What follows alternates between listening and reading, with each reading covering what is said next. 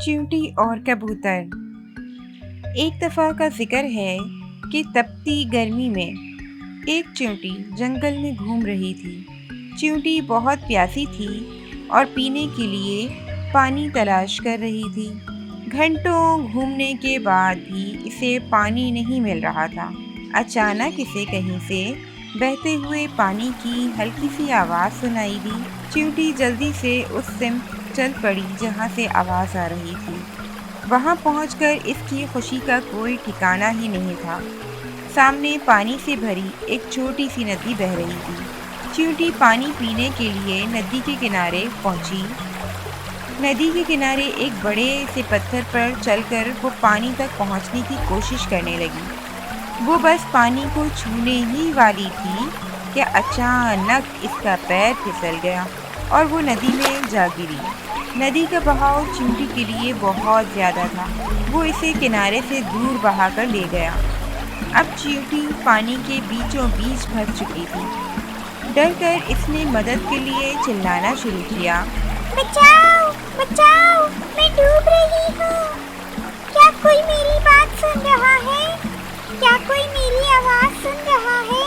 बचाओ, मुझे बचाओ। नदी के किनारे एक पेड़ पर एक कबूतर रहता था।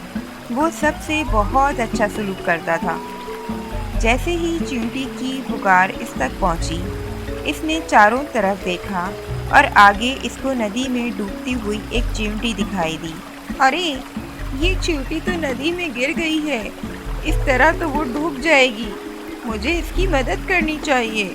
कबूतर ने फौरन पेड़ से एक बड़ा सा पत्ता तोड़ा और इसे नदी में चींटी की तरफ फेंक दिया।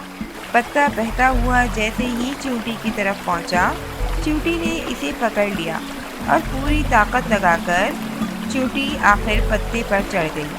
पत्ता धीरे धीरे बहता हुआ किनारे की तरफ चल दिया। जैसे ही पत्ता नदी के किनारे पहुंचा, चींटी कूदकर ज़मीन पर पहुंच गई। कबूतर भी तब तक चींटी का हाल पूछने के लिए नदी के किनारे आ गया था। शुक्रिया कबूतर भाई, तुमने मेरी जान बचाई है।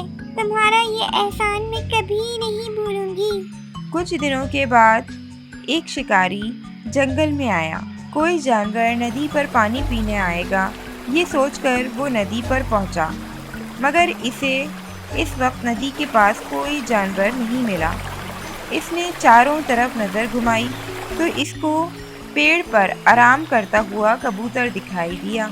कबूतर नीचे बैठे शिकारी से अनजान था।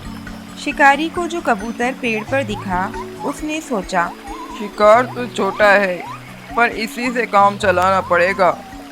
ऐसा सोचकर शिकारी ने अपनी बंदूक उठा ली। इसी वक्त चींटी इसके पास ही खाना इकट्ठे कर रही थी। इसने शिकारी को पेड़ की तरफ बंदूक उठाते देखा। चींटी ने देखा कि बंदूक का निशाना कबूतर पर था, पर कबूतर को खतरे का कोई इल्म नहीं था। कबूतर तो बहुत मुश्किल में है, मुझे कुछ तो करना चाहिए। यहाँ से तो मेरी आवाज़ भी शायद इस तक नहीं पहुँचेगी। और फिर चींटी कुछ सोचकर तेजी से शिकारी की तरफ भागी और लपक कर इस पर चढ़ गई। इसने शिकारी की खुली हुई एड़ी पर पूरी ताकत से अपने दांत गड़ा दिए। शिकारी दर्द से चिल्ला उठा। इसने चींटी को भागते देखा।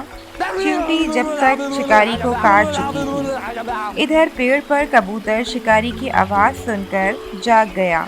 इसने शिकारी को अपना पैर फैलाते और चींटी को वहाँ से भागते हुए देखा। कबूतर सारा माजरा समझ गया और फौरन पेड़ से उतरकर दूर निकल गया। इस तरह से चींटी ने कबूतर के एहसान का बदला चुका दिया था। तो बच्चों, इस कहानी से हमें ये सबक मिलता है, हमेशा ज़रूरत के वक्त दूसरों की मदद करनी चाहिए। दूसरों की भलाई करना कभी भी बेकार नहीं जाता।